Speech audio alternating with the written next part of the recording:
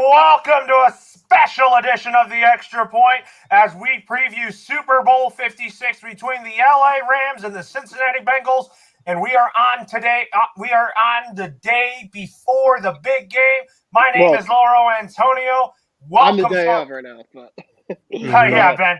I'm Lauro Antonio with Ben Curse and James Gonzalez, and Isaiah Leon, Chris Mayberry, and Brandon Herrera from the Coast to Coast team should be joining us shortly as well.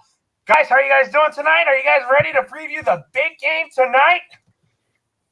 Yeah, I am. I obviously had a little bit of a preview the night before show, which I apparently forgot we had this, to be honest, but I'm excited to have it and talk about some more football with you guys and kind of really dig deep into this really fascinating matchup we got here.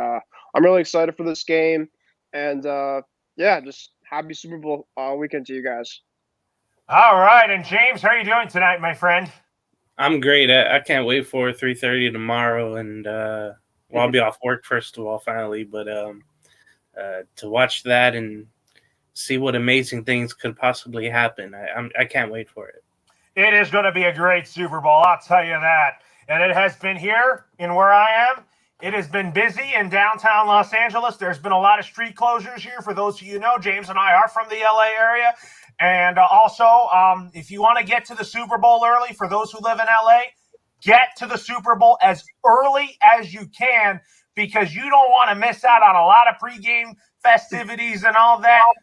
Try to avoid traffic as you can. If you can't, try to take the 405 if you can, or something like that.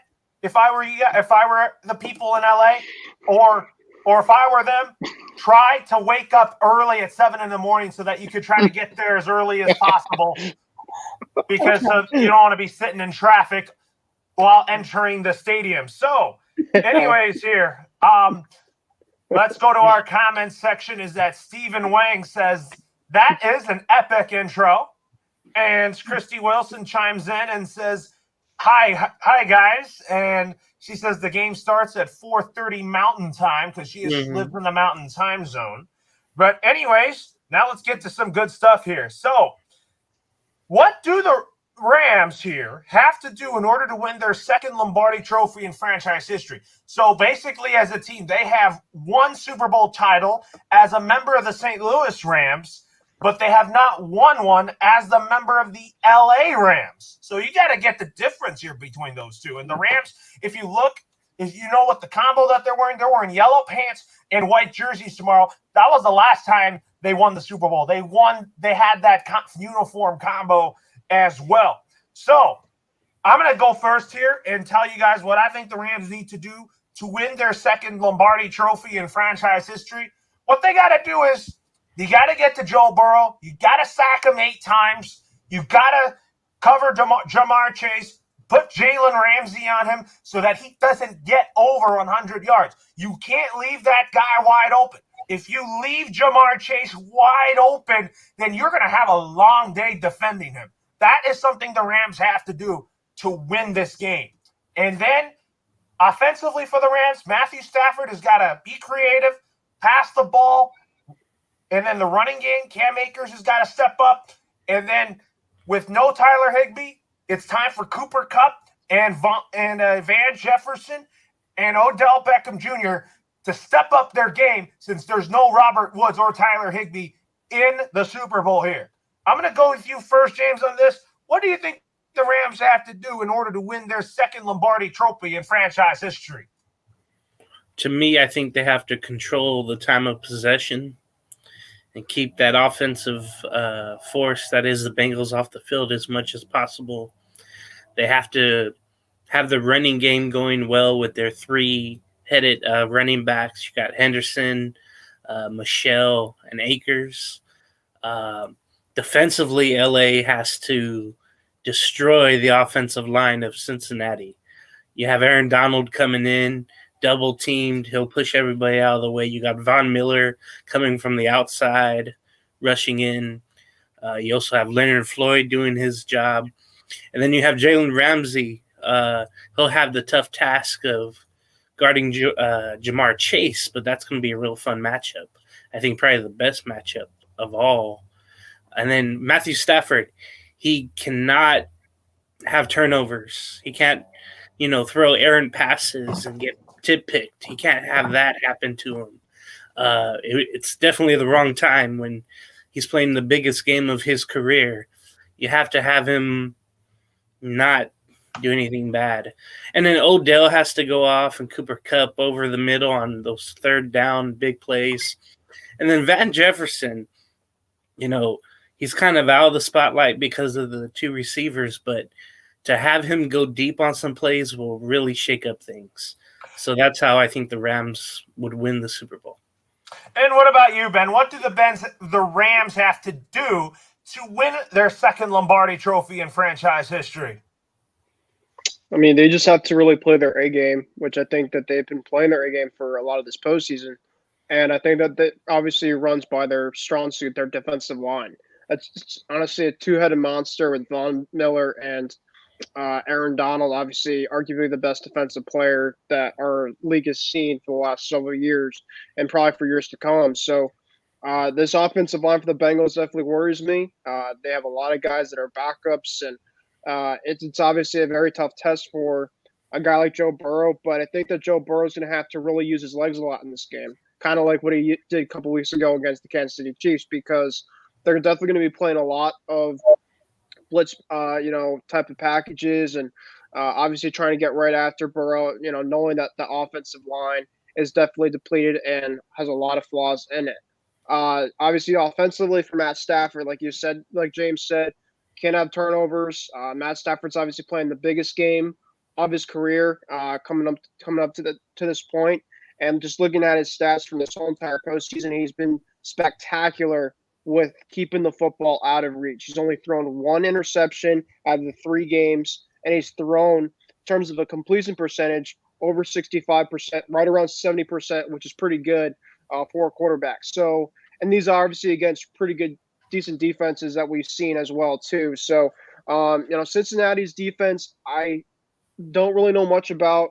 They're very inconsistent, I guess you could say, but you can't take them lightly. They have a lot of good players in their secondary. Jesse Bates, obviously, Von Bell. I know Eli Apple, I'm not a huge guy for, but and I think that whoever has that matchup is going to absolutely roast him. But besides the point, I think that offense for the Rams is a lot of weapons besides Higbee not being there. And I just think that, you keep it out of harm's way. And like we talked about the Patriots, Laura, win the turnover battle. This is obviously probably the biggest game of all things. And if you win the turnover battle, your chances of hoisting Lombardi trophy by tomorrow night are pretty high. Absolutely. They are pretty high here, absolutely, for both teams. Well, let's go switch gears here now from the Rams to the Bengals. So what does Joe Burrow and the Bengals have to do in order to capture their first Lombardi trophy? I think this Bengals team is kind of two-dimensional because of if the Bengals were to win this game, it's going to be because of their offense, because Joe Burrow is going to be throwing the ball a lot in this game. He's going to find his favorite target, Jamar Chase. He's also going to try to get T. Higgins and Tyler Boyd involved. And then Joe Mixon. He's got to find a way to wear out this top-ranked Rams defense that's a powerhouse in this league. And also talk about the special teams of the Cincinnati Bengals. Talk about Evan McPherson, who has been money. If he can nail a 50-plus or 60-yard field goal to end the game, to win the game for the Bengals, then we might see something special in this Bengals team. But for me, it's about offense and special teams if the Bengals were to win their first Lombardi trophy, even though I know that their offensive line gives me nerves, and I think that their defense is not really that good to begin with. But Trey Hendrickson is going to be a player to watch on the Bengals defense. He has been their Swiss Army knife defensively, and I think he has been an unsung hero this postseason for the Cincinnati Bengals. And Ben, I'll go with you next year. What does Joe Burrow and the Bengals have to do in order to capture their first ever Lombardi trophy? Spread it on the outside. You obviously can't have Joe Burrow wait in the pocket, hold the ball on for too long. This is obviously arguably the toughest defense that he has faced out of this whole postseason, and the Titans defense gave him a lot of fits. And I just think that this Rams defense is a little bit of a stud up in terms of what they have talent-wise. Jalen Ramsey, obviously, secondary, they're going to obviously have a lot of coverage sacks, I think, on Joe Burrow in this game. You got to get the ball out quick if you're Joe Burrow. You have the weapons there. Jamar Chase, you have CJ Usama at tight end, who thinks a big part to be active in this game because he's a guy across the middle of the field when you can get the ball out quick. Use him as a security blanket. And like you said, Laura, Joe Mixon. This guy had 13 touchdowns this whole entire regular season. He's been an absolute stud that a lot of people don't give credit for. If he stays healthy, I think that, have the running game going, that opens up some play action and obviously gets the Rams defense confused. But if the Rams keep the Bengals offense one-dimensional a lot in this game, it could be a really long night for the Bengals offense. Absolutely. You're saying is that you think that if the Rams defense gets to the Bengals offense, it's going to be a long night for the Bengals. It very could be. I mean, the Bengals really have to play their A game. I'm not saying they have to play a shootout type game, but they really have to execute at probably the highest level that they have been all season. And I think that if they can execute and play at least a high B plus, low A minus type game, they could be within reach of this game. I think that if you're definitely a little out of reach in that game, something like this with a defense like the Rams, it could ask for a lot of trouble. And what about you, James? What do the Bengals have to do, and Joe Burrow, in order to win their first ever Lombardi Trophy? Well, first for Joe Burrow, as Ben mentioned, got to get rid of the ball quick or roll out. That's the only chance you have against that Rams front. Again, what Ben mentioned, we share the same sentiment with Joe Mixon. I think if he has at least 80 yards, a couple of trips to the house, I think the Bengals have a strong chance to win. But we'll see against that Ram LA defense. Jamar Chase will definitely be targeted, but Tyler Boyd and T. Higgins also has to make some catches and play make. And I think that's the ways the Bengals win offensively. Now, defensively, DJ Reader has to be awesome up front. And then the secondary has been mentioned. Those guys have to be awesome against all that talent LA has with the receivers. And then I think Eli Apple's been talking a lot on Twitter, challenging some guys.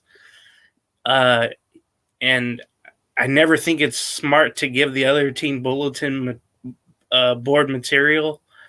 Hopefully he can cash in what he's been saying, or he'll be embarrassed very much. It's kind of reminded me of the first Super Bowl where Fred Williamson of those Chiefs that played the Packers, he was talking all game how he's going to kill the Packers and all that, and he got hurt in the game. And I just wonder, Super Bowls in LA, will Eli Apple have that same occurrence happen to him? So I think there's a lot of pressure on these young Bengals. They're riding the wave to get to the Super Bowl in the first place. They just got to execute and protect Joe Burrow, keep him upright. They do have to keep him upright, and I think that the Bengals are a defensive piece and an offensive lineman away from being a complete team in the National Football League, and I know that that's going to be something that they're going to be addressing in the offseason. So anyways, let's talk about some X factors, what will decide for this game. So for me, if the Rams were to win this game, my X factors for this game is Matthew Stafford and Aaron Donald. And for the Bengals, their X factors are Joe Burrow, Jamar Chase, and Evan McPherson. So I'm going to go with you first, James. What do you think are some X factors that will decide this game? The Bengals have a couple offensively, and that's Tyler Boyd and then Samaje Perine. I think he's right. Perline, yeah, that's right. He's going to have a big game if Mixon's going to be stopped. Perline, you've seen get some screen passes that were for big gains. So I think he's a big X factor. He's one guy that's going to be, labeled unsung pretty much and not really thought of. But he would be a nice surprise for the Bengals. If everybody else is having a down game and they're getting covered and shut down, hopefully Perline can do something well for the Bengals. Now for the Rams offensively, like I mentioned with Van Jefferson, again, all the attention would be on the star receivers. Hopefully you get Van on a long streak with Stafford and make some noise. We'll see if the Bengals are able to cover that. So those are my two X factors there for each team. And what about you, Ben? What is your X factors for each team? I've listed mine already, and mine is Stafford, Donald, Burrow, Chase, and McPherson. Yeah, I'm gonna go with James here in terms of there's gonna have to be secondary guys that are going to need to step up in this game, and I think that the specialty of this Super Bowl is we have a lot of guys that can make plays outside of kind of the top tier guys. So you look at the top tier guys, like you mentioned, Loro, offensive weapon, Shamar, Cooper Kupp on the Rams, but I really think it's a running game factor as well in this game too. You got to really set your running game in a game like this. So I'm going to go with Joe Mixon. I'm also going to go with Tyler Boyd. So your number 3, I think, can definitely play factors in Von Jefferson. I'm going to agree with James as well in terms of that one because X factors are kind of guys that you're not expecting to do a whole lot, but in terms of impact the game. And I think that we kind of already know what Cooper Kupp will do to impact and what Jamar Chase will do to impact, and obviously the 2 quarterbacks. But if you get a guy that essentially is like, oh, wow, like now we got to really worry about him, I think that, Joe Mixon out of the backfield can definitely pay dividends if he can get going. And then obviously you have Tyler Boyd and T. Higgins. T. Higgins is obviously, if you remember him, I mean, the guy was an absolute baller, for a lot of the season. You obviously talk about Jamar Chase for so much, and deservedly so, Jamar's a beast. But there's obviously 2, guys on the opposite end on both sides. And then obviously Trey Hendrickson. I think that he's my X factor for the Bengals. The Rams' offensive line's been great all postseason. It looks like Matt Stafford hasn't gotten sacked very much. So you're going to have to get a little bit of pressure if you're the Bengals defense because their linebacking core is not very good. They're going to have to really rely on their secondary to really kind of rely on a lot of heavy weapons that the Rams have. And they'll obviously watch for Odell Beckham too. Absolutely watch for OBJ, but I'm also going to add Jalen Ramsey in there as well. So anyways, let's get to our next question of the night. Who will have a bigger impact, Joe Burrow or Aaron Donald? Man, I love the quarterback position. It's my favorite position in the NFL, but I love good defenses and I love really good defensive players. And I think that who I think will have a bigger impact in this game tomorrow, I'm going to say both Joe Burrow and Aaron Donald because Joe Burrow can make plays with his arms. And I think that Aaron Donald is a game wrecker. And I think that if Aaron Donald can get to Joe Burrow more than 5 times in the game, then I think the Rams are going to win this game. And Aaron Donald, to me, is a freak on the defensive side of the ball. He enters his name in Defensive Player of the Year considerations. And he's kind of like the next Ray Lewis in the National Football League when it comes to his tenacity. And he's a guy that just loves playing in the big moments. And he's arguably the captain of this Rams defense. And he's actually the franchise player. He's actually the franchise player on this team. So, Ben, I'll start with you. Who do you think will have a bigger impact, Joe Burrow or Aaron Donald? Well, I mean, you could argue that both guys. I mean, right, Joe Burrow's going to have to obviously be a huge impact if he wants to hold the Lombardi butt tomorrow night. But Aaron Donald, obviously, he's just an absolute superstar. I mean, there's obviously nothing that you can see about it. I'm going to go Aaron Donald because Aaron Donald can disruptly just change a game by himself. And I'm not saying that Joe Burrow can't because Joe Burrow has proven that he is a fighter. He's fierce. He's a young competitor. But Aaron Donald obviously is trying to get another ring. I don't know if he even has a ring, but he is hungry.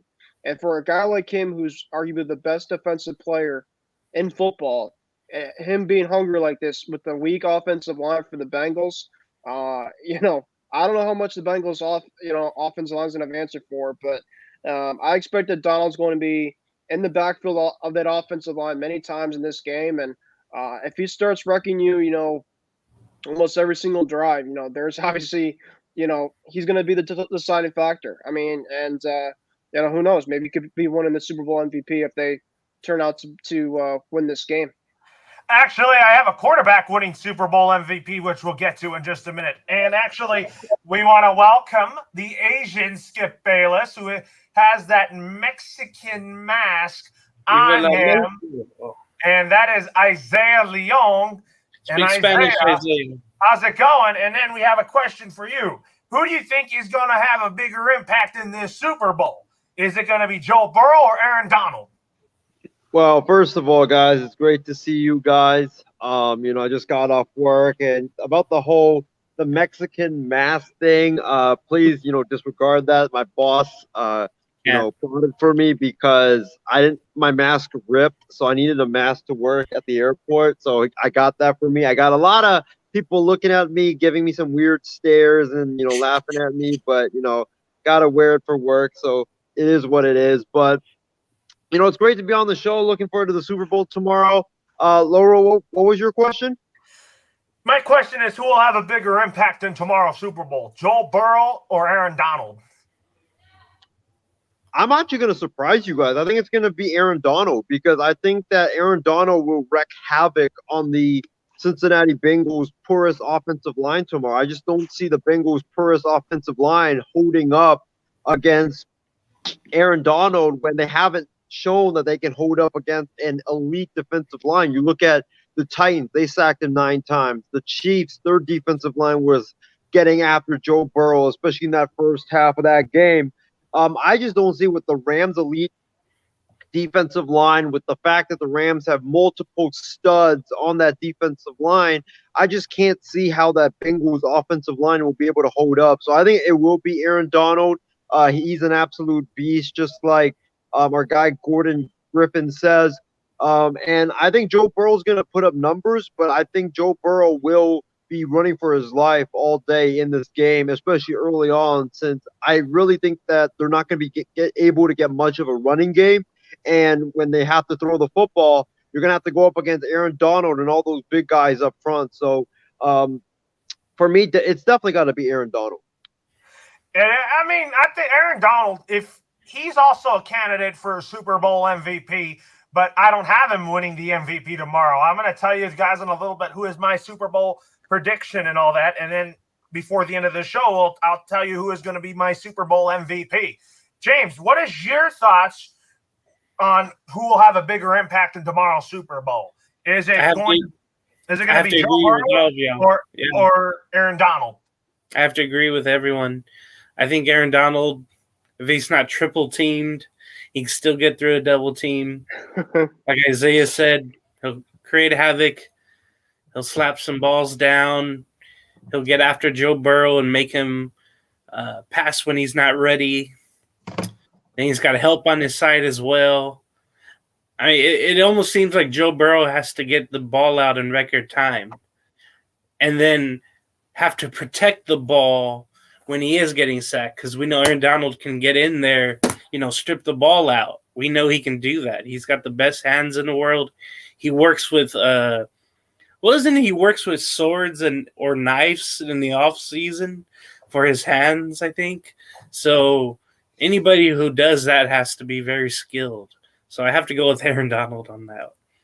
Oh, yeah. You got to go with Aaron Donald for that. That's for sure. So anyways, between Sean McVay and Zach Taylor, whose legacy is on the line the most in this game? For me, I'm going with Sean McVay.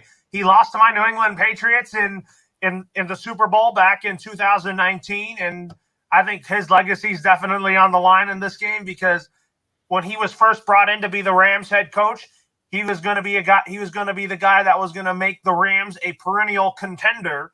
But I do think that Sean McVay will get that monkey off his back, and I really think that Sean McVay is going to get that monkey off his back here. So, Isaiah, since you just joined us here, I'm going to start with you on this.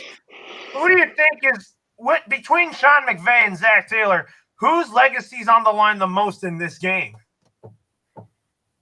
Well, here's the thing. I think it's definitely Sean McVay, but I think you can also make a compelling argument for Zach Taylor, given the fact that this might be his only shot at a Super Bowl, because this might be like a one-time fluke type of a year, and the Bengals, could revert back to what they were. I'm not saying that they'll be as bad as what they were, but they could go back to like kind of like on a level upper than what they were the previous year. So I think it's definitely got to be Sean McVay. just because McVay, when you look at him, the media hypes him up like he's the second coming of Bill Walsh, like he's this offensive genius and he's taking over the league and all that stuff. And I kind of liken him to Kirby Smart of Georgia, and the reason why I say this is, you can recognize the talent that he has as a head coach. He's a phenomenal head coach, but to validate his legacy, he's going to have to get that Super Bowl championship, because you can be a great coach, but if you don't win the big game, then you're just going to be labeled as a guy that just can't win the big game. So he's got to get that monkey off his back. He's been close, having lost to the Patriots, I believe, a couple of years ago. Yep. So this is McVay's turn. You're going up against a former assistant. You cannot let your former assistant come in and beat you and take that ring from you. So it's got to be Sean McVay, because I think he's done pretty much everything he's got to accomplish so far as a young head coach. But the only thing missing is that ring. And if he gets that ring, then it will validate the hype around McVay and his coaching tree. And I'm pretty sure you're going to see a lot more teams. I know a lot of teams are already hiring the McVay candidates, but you're going to see the McVay tree definitely take over the league and take it by storm if McVay does indeed win the Super Bowl. Oh, yeah, absolutely. And Ben, I'll go with you on next. Between Sean McVay and Zach Taylor, whose legacy is on the line the most in this game, I think it's more Sean McVay here. I'm gonna go Sean McVay too. I disagree with Isaiah in a way. Well, I guess I can disagree with Isaiah in terms of the Bengals, in terms of a fluke year. The fact that you come back from 21-3 against the Kansas City Chiefs in Arrowhead. There's obviously something going on right there.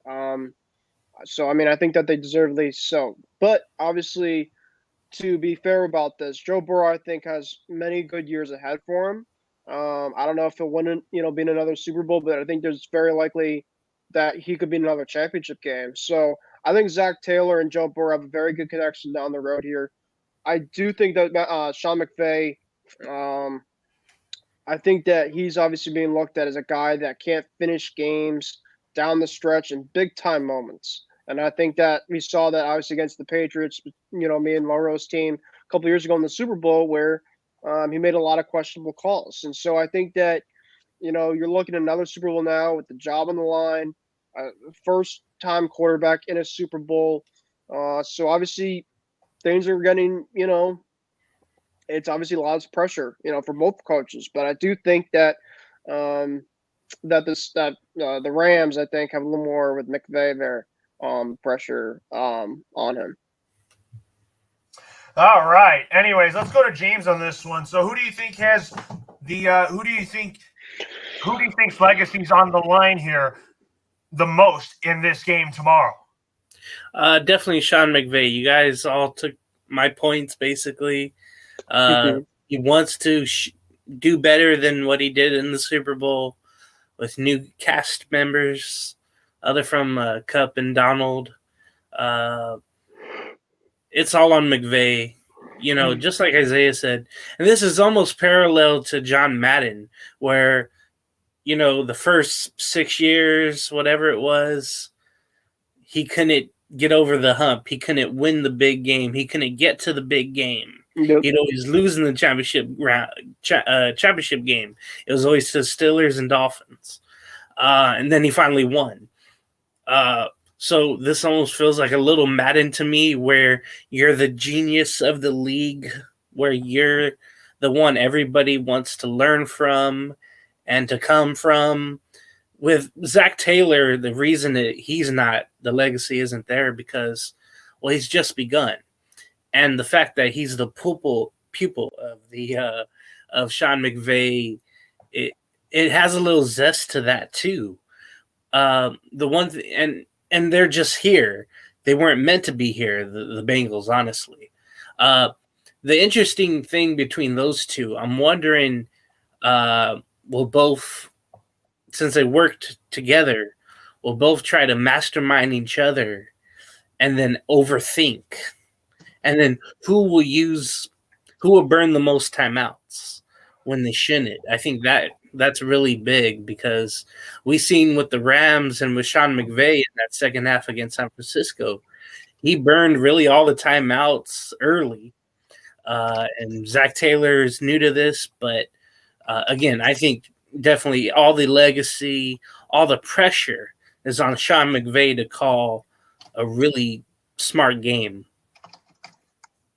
Oh yeah, you got. I think these two young head coaches, they got to be very smart in their game planning and all that. So I think that we're going to be in for a really good Super Bowl. That's for sure here. So now, folks, it's time to make our Super Bowl predictions. So I'm going to go first here on my prediction. I have the Rams beating the Bengals 55-52 at the last minute.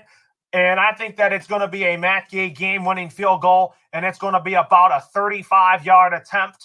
And I think that he's going to hit the field goal as time expires. So I'm going to go with Isaiah next on this one. What is your score prediction for Super Bowl 56? Ben said something, I believe, 2 shows ago on the extra point, 2 weeks ago, actually, on the extra point, that really stuck with me. And that is the Bengals just seem like a team that, destiny is coming their way. And they seem like a team that it's meant to be their year. And I feel like that the Bengals, this team, it just seems like everything's coming together at the right time, at the perfect moment. And it just seems like this is the year for Joe Burrow and the Cincinnati Bengals. So I'm actually going to go with the Bengals. I think the Bengals, there's just something special about them this year. There's just something about them that just makes you go like, this just is like a very special, unique type of a year for the Cincinnati Bengals. And you need that type of specialness and that luck to help you win a championship most of the time. So I'm gonna go with Cincinnati. Laurel, I won't go as like that high scoring as you went, but I think it's gonna be a high scoring game because I think both offenses are really high, are really prolific, and I think we're not really going to see that much defense involved in this game. I think it's going to come down to a couple of turnovers that will really decide it. And I think the Bengals are going to be the one that just forces Matthew Stafford into those 1 or 2 turnovers a game that he seems like he always has. And that's going to decide the outcome of that game. So give me Cincinnati. I'm going to go with the Bengals by a score of like 35-31. All right, 35-31. That's what Isaiah has. And Ben, what is your score prediction for Super Bowl 56? I'm going to go the Bengals. I obviously been thinking that this team just doesn't fear anybody. Obviously they've shown a lot of heart. And I think that, Kansas City was one of the most, quality wins in terms as a football team. That's hard to do, especially with the way that defense looked extremely flat the first half. Their backs against the wall, down 18 points against a high team like that with Andy Reid, Patrick Mahomes, and nobody believed. I don't think anybody believed. Oh yeah, Cincinnati. There's another half, and they completely turned things around. Their defense was all in sync. Their offense really was extending drives. And so, if I look at this game, yes, the Rams have a great defense. They extremely have the better talent. But I'm looking at the team, like I mentioned Isaiah, in terms of sometimes it just takes a little bit of luck on your side. And in terms of a little bit of confidence boost, and I think both teams are coming in with high confidence. But you also got to remember too, it's 2 weeks in terms of the last time they played a game. So I think that there is going to be a little bit of rust. It usually happens in Super Bowls anyway, where there's not really a whole lot of great execution early on in games. I know as Patriot fans ourselves, Laura, we saw a couple of games early on the first quarter, a lot of jitters, a lot of excitement going on outs, kind of early on. But I think as the game goes on, I think that, will be kind of just treated as like another game, especially with two teams that really, quarterbacks specifically, have never been there. So I mean, their jitters and everything's gonna be all time high, I think. So it's gonna be extremely interesting to see. I'm actually gonna go a little slow scoring here. I think that it's gonna be 27-20 in favor of the Bengals. I just think that both teams are kind of even, but I think that the quarterback situation they're great quarterbacks and they've been playing well this year, but I do think that the Super Bowl at an all-time high with the biggest game is obviously going to take the points a little bit lower than I think a lot of people are expecting. But I do think it's going to be a very close game, and I do think that, I mean, as of right now, I think it's -4 in terms of the Rams down the line. So, I mean, obviously we'll have to see in terms of how things go there. But I'm going to go the Bengals, and like I've been saying all year, and at least in the postseason, Joe Burrow will be, I believe, the first quarterback to win a Super Bowl, a national championship, and the Heisman, which I think is just absolutely incredible for a second year, especially coming off a torn ACL and winning the Comeback Player of the Year award. So, especially for Bengal fans out there to win their first and just revolve around the city that's been suffering for a while. And James, I'm going to go to you next on this. What is your score prediction for Super Bowl 56? Oh, you're on mute, James. Sorry. I'm thinking about all those fans in Cincinnati. Yeah, dealing with cold weather and watching their team on television. A lot of them have flown out as well. I'm wondering how the crowd's going to be for that game, how many Bengals fans show up. At any rate, I think it'll be a close game throughout. A team might go up 10 points, but the other team come back and win. So I had Matt Gay kicking a winning field goal.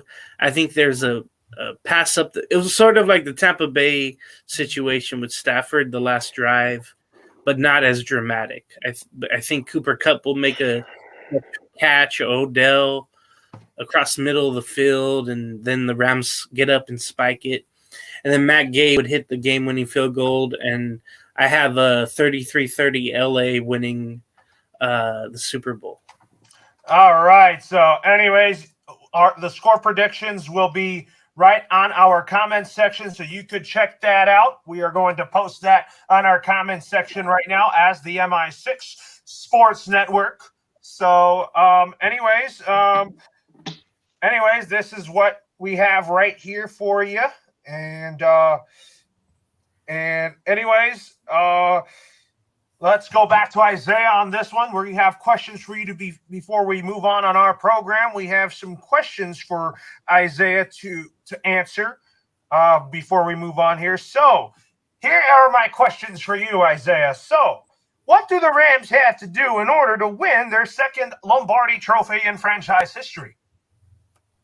Wow. Okay. So I think let's start with offensively. I think offensively, what the Rams need to do is they just got to play a complementary football game. You know, you can't be pass happy because even though the Bengals defense is not really that good, they do have the ability to get after Matthew Stafford and get after him. So you got to play a complementary game. If you can run the football, you know, get like 30, 40 carries in that game and use the play action as like a complementary piece to your offense, then I think that will definitely help the Bengals a lot, or help the Rams a lot in this football game. As far as defensively, they got to get after Joe Burrow, because if you don't get after Joe Burrow, you give him like 5-6 seconds in the pocket, he's going to be able to hurt you badly with his throwing abilities to Jamar Chase, T. Higgins, Tyler Boyd, and also CJ Uzoma as well. So you definitely got to get after him. Also, you got to shut down that running game, make the Bengals offense one-dimensional, and then once it is one-dimensional, get after Joe Burrow and just wreak havoc on that Bengals offensive line. And I think Matthew Stafford, you can't really afford any turnovers, because you know that if it's like an offensive shootout that, you know, me, Loro are predicting, then, you know, basically one turnover is going to decide it, since those shootouts always are one team gets the ball, they score, the next team goes back and they score, and then back and forth. So you can't really turn the football over. Like, maybe you can have one turnover, but you got to definitely keep turnovers at a minimum. You have to do that if you were the Rams, that's for sure. And then let me ask the opposite here. What does Joe Burrow and the Bengals have to do in order to capture their first ever Lombardi Trophy in Cincinnati Bengal history? Well, you guys remember I said that the Bengals, the Rams cannot afford to really turn the football over in this game. Well, for the Bengals, it's it's in bold capital letters. You cannot turn the football over at all because I don't think that their defense is going to play up to the level as they did in the second half. Maybe they can prove us wrong and they can play outstanding football like they did in the second half in Kansas City. But I think this defense is going to be bend, don't break. So they're going to probably allow, a lot of field goals and touchdowns and stuff like that. So you got to keep turnovers. You got to keep that down. You cannot turn the football over in this game because I just don't think that if you do, you're going to be able to get stops and be able to get the football back to your offense for your team to win the football game. Joe Burrow, I think he needs to use his feet because, the Rams are going to be coming after him. The Rams have struggled in the past with quarterbacks that are mobile. So if Joe Burrow can use his feet, extend plays, I think that would really help this Bengals offense out. And on defense for the Rams, for the Bengals, you gotta get after Matthew Stafford. My Niners made the mistake of not being able to get pressure on Matthew Stafford that much in that NFC Championship game. You got to get after him. He's too lethal of a passer for you to not get after him. You got to get after him. Make life very hard on Matthew Stafford. And then once the receivers catches the football, just tackle. No missed tackles in this game and no blown coverages. Absolutely. You got to do that, and I think that Joe Burrow is definitely going to have to step up his game against this very tough LA Rams high-powered defense. And also, what are your X factors that will decide this game? Everybody's talking about Joe Burrow. They're talking about Matthew Stafford, and rightfully so that you should be talking about those guys. But I think that this game is really going to come down to how the offensive line plays for the Bengals. If Joe Burrow's getting sacked like 10 times and he's getting hit a whole bunch of times and he doesn't have that much time to throw the football, then it's going to be a long day for the Cincinnati Bengals. So it really is going to come down to how this Bengals offensive line is able to hold up. If they can hold up for like 3 to 4 seconds, give Burrow like a bit of time to throw the football, then I think that the Bengals have a chance at winning the game. But if it's like what happened against Tennessee, then you could just forget about it since it's just going to be a long day for the Bengals. And I think the other X factor for the Rams, in my opinion, is going to be how can Cooper Kupp and how can Odell Beckham Jr. play? Because I think that Cooper Kupp is probably going to be double teamed, even triple teamed in some plays. So Odell's going to have one-on-one coverages. And if he can go out there and, take advantage of that, then then the Rams are going to be hoisting their first Lombardi trophy in like 20 plus years. All right. Anyways, let's move on to some other news and notes around the NFL here. So Rams head coach Sean McVay pondered his future in an interview with ESPN, saying he won't make it and asked if he could be coaching to the age of 60 and that he wants to prioritize his family and he wants to spend more time with his family. There's been lots of speculation and rumors about Sean McVay could indeed hang it up and transition into the broadcast booth if the Rams win the Super Bowl tomorrow. From what I heard, what Ian Rappaport says, Sean McVay plans to coach in 2022, and there's no way he retires after this game. Sean McVay is going to be coaching in this league for quite a long time, and I know that. I think Sean McVay loves football. He's a genius on the offensive side of the football, and he's one of those coaches that the players love to play for.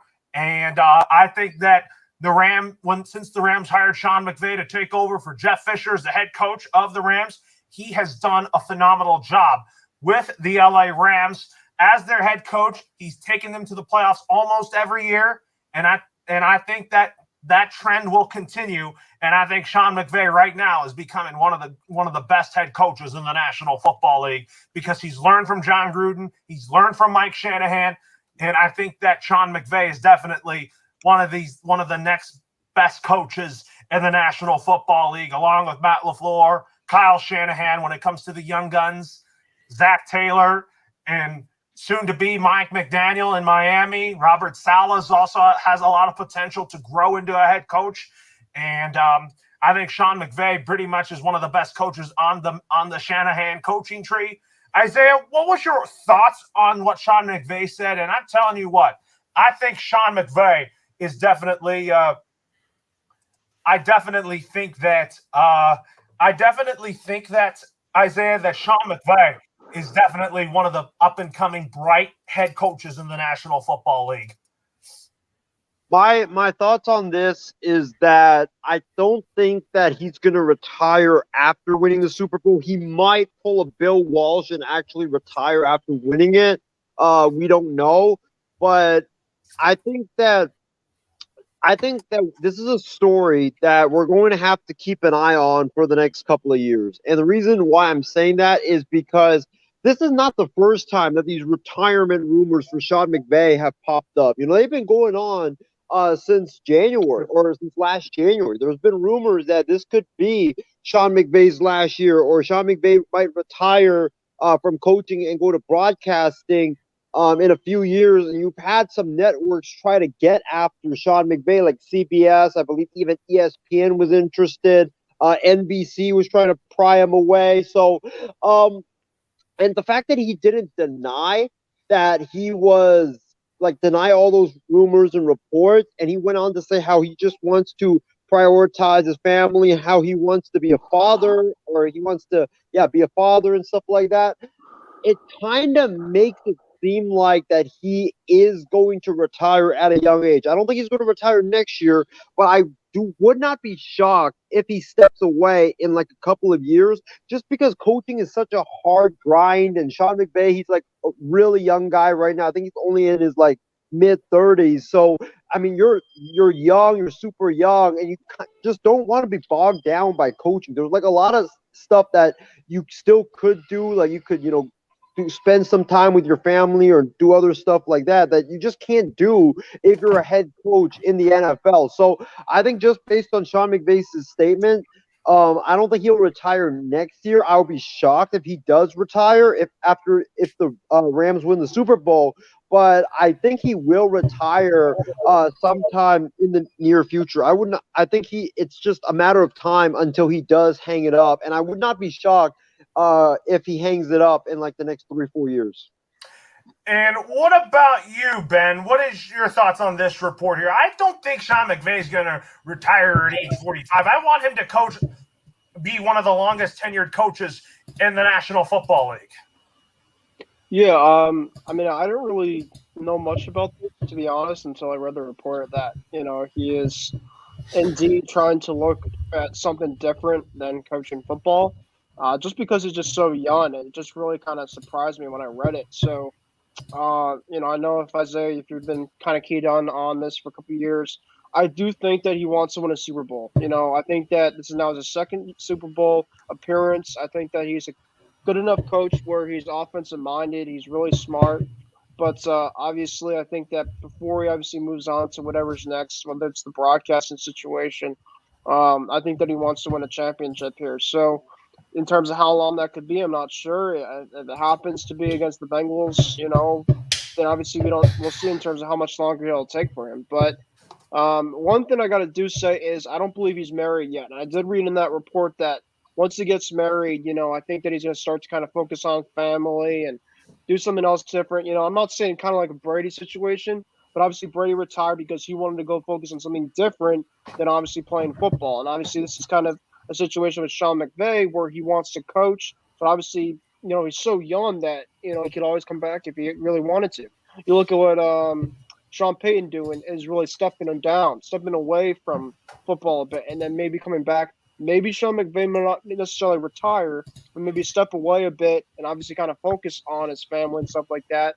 And maybe there's obviously, because he's so young, maybe he can come back and do something else in the NFL. But I do think that he could retire in the next couple of seasons, but I do think, though, he has at least a couple more seasons in him. I just don't see it as right now that, wow, we're seeing a offensive-minded coach that, that's been on a very good team for a couple of years now. But I do think that they really need to get that Super Bowl win to kind of, make his resume a little bit more stronger. Yes, he definitely needs that. That's for sure. But I see Sean McVay coaching well into his 60s. But if he doesn't, then it wouldn't surprise me. I'm not sure if he's going to have kids or not, but it's definitely something that we're going to have to keep an eye out on. Want to welcome to the show our producer of the MI6 Sports Network, Mr. Stephen Wang, in the building. How are you doing tonight, my man? Hey, doing really great over here. Just had my meeting with some of my ASU classmates around the globe. And we all know that this Super Bowl will be a global spectacle because, before our meeting ended, Lauro, guess what we talked about? How the We Vikings talked suck. about this very game in SoFi Stadium in the great city of Los Angeles, California. The Golden State that mines less gold than Nevada. But hey, who's counting? Anyway, let's go down to the Super Bowl prediction. I think there's really great points made by Ben and made by some of the commenters earlier tonight. Christie was making the point that the Rams should not underestimate the Bengals, especially because they're going to be playing this one in virtually home field. You can't take that home field advantage for granted because, hey, those AFC and Bengals fans, they will travel far and wide to root against the Rams. And you best believe if there are some Niners fans in town in LA or in the Bay, they'll be traveling down south to root against their rivals. So there's going to be a lot of Bengals fans, but there's also going to be a lot of anti-Rams fans as well. Anyway, onto the prediction. I think also Christian made a good point that the Bengals receiving core and passing situation in Burrow will be a tough one to chase. No pun intended. But right now, the big difference in this game is the pass blocking and the pass rush. Because if you were to compare the Bengals quarterback, Burrow, in his second year to Stafford now, I don't see a significant drop-off from Burrow to Stafford. We have to remember, Burrow's been sacked 12 times in this playoffs already. That's 4 sacks per game. And he did not play particularly well against the Chiefs. The defense of Cincinnati and special teams of Cincinnati carried the day in that one.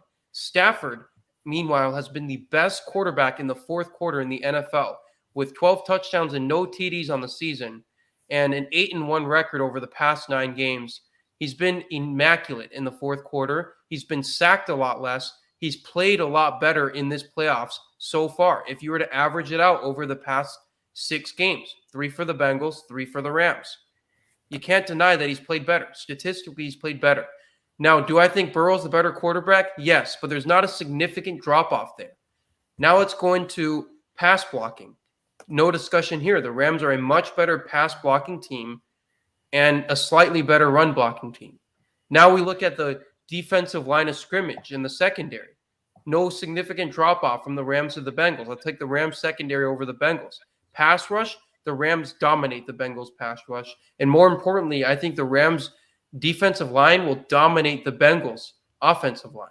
That's the matchup that's going to be the key in this game. Running game, I'll give a significant edge to the Bengals, but the rushing game compared to the line of scrimmage has less of an impact on the game itself. And that's why I see the Rams winning this one by a touchdown.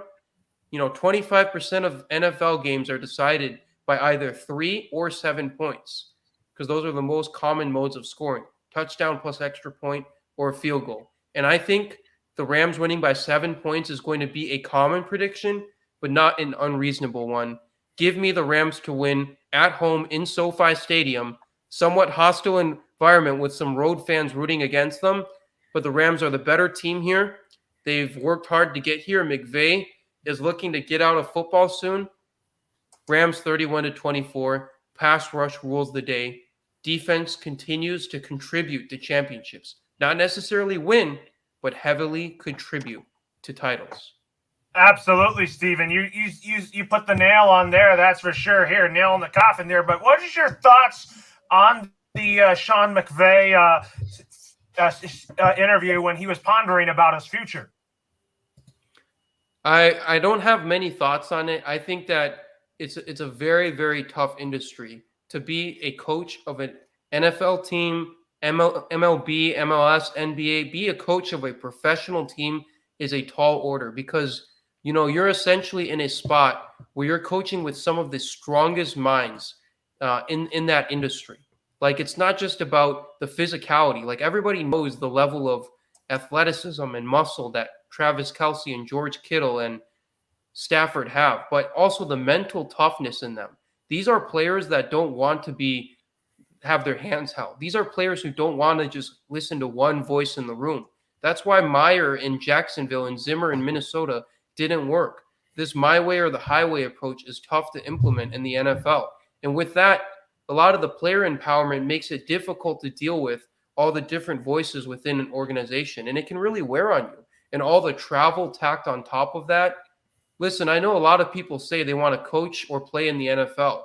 And I think it's easy to say that I have the dream to do so, but actually being in that situation is a whole different story. And you see the mental health and the physical health of a lot of these players and coaches be affected throughout the years.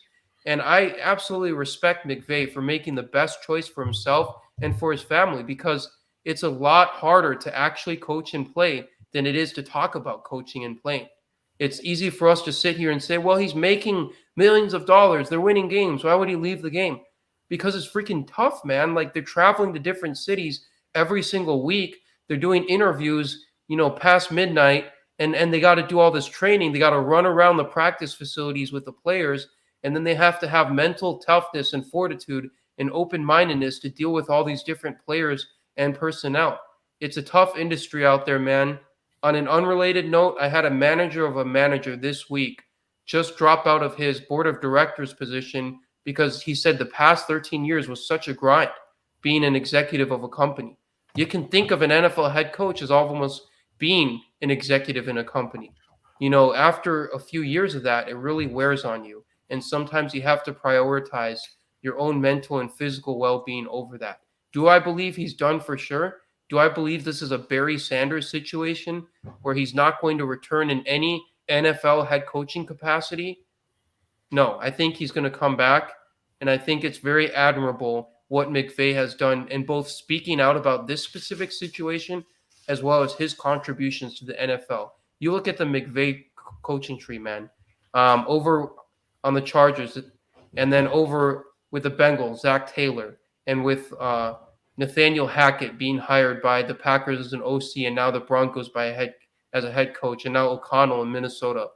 It's very impressive what he's been able to accomplish, and I do sincerely hope that he can return to a winning organization when he feels that he is ready.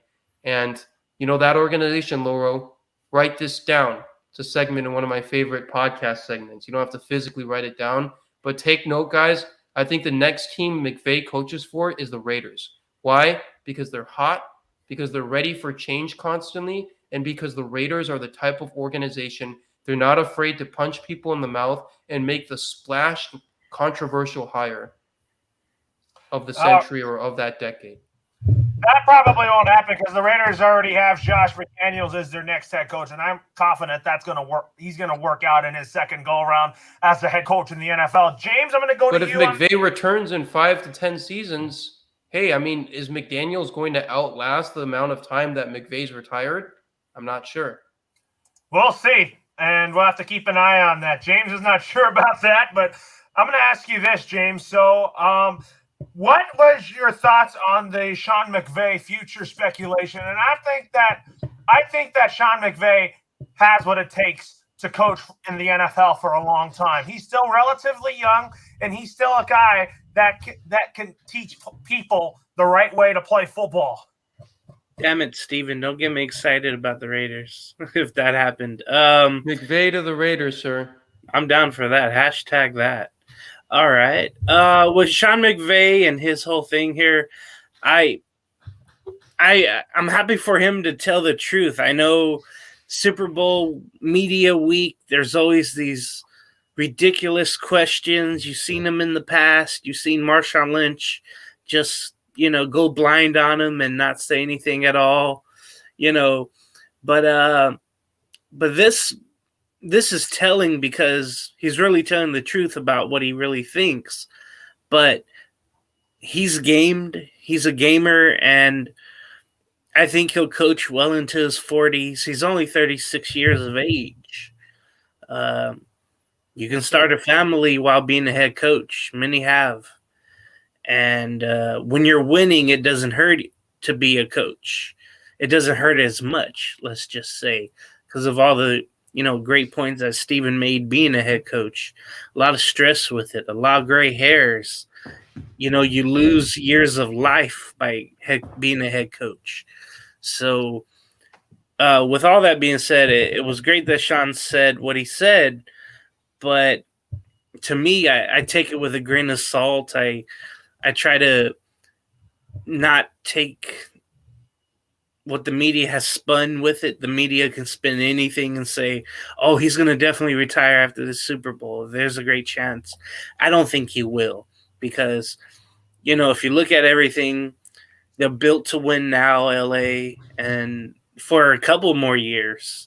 So why would you leave that at the top of your profession? Why would you leave when you have so many years left? And Isaiah brought up Bill Walsh. Well, Bill Walsh, he did everything he could. He got to the mountain 4 times, and he had what they call a burnout. And then he went into broadcasting, and he didn't do as well as, some of his head coaching colleagues. And when I heard that Sean McVay could possibly be a broadcaster, I thought, he does give good pressers and all that, but it's not really entertaining pressers. He doesn't have it's not really for entertainment. He's just he's a real student of the game, but he doesn't have that broadcaster personality or Kellerman personality like, John Madden had or whoever else.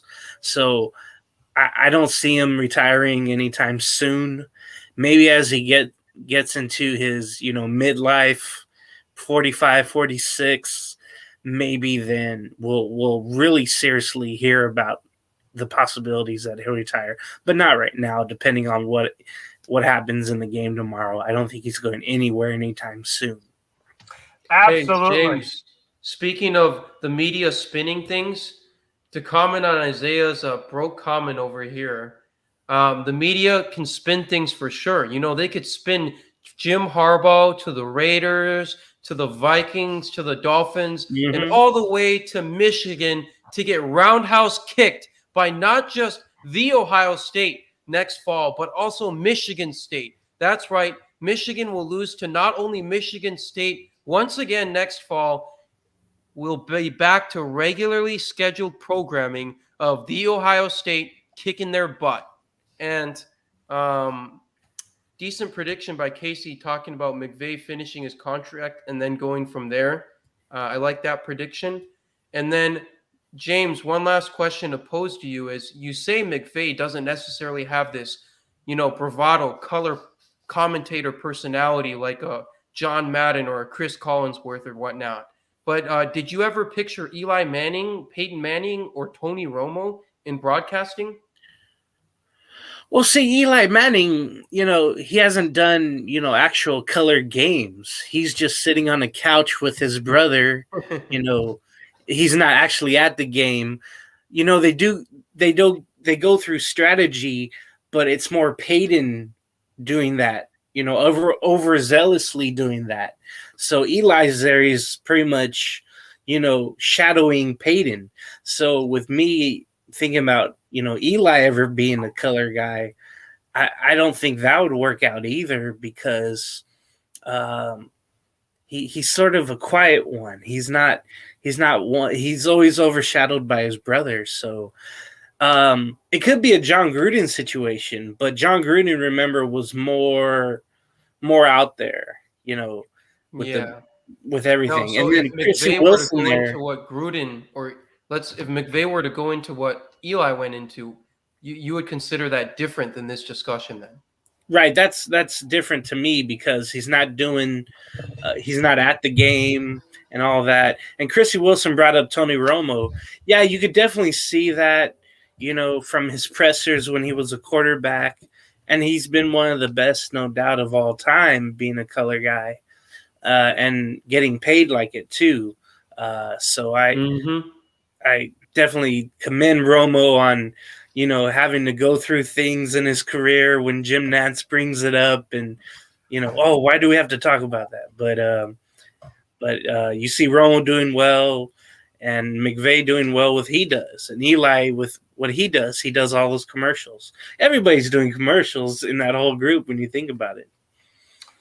All right, folks. So anyways, Steven, I'm going to go to you here. I have some questions for you as well here. And let me start with you on the Rams here. What do the Rams have to do in order to win their second Lombardi Trophy in franchise history? I know you already gave your Super Bowl prediction, but what do you think the Rams have to do if they were to win this Super Bowl tomorrow?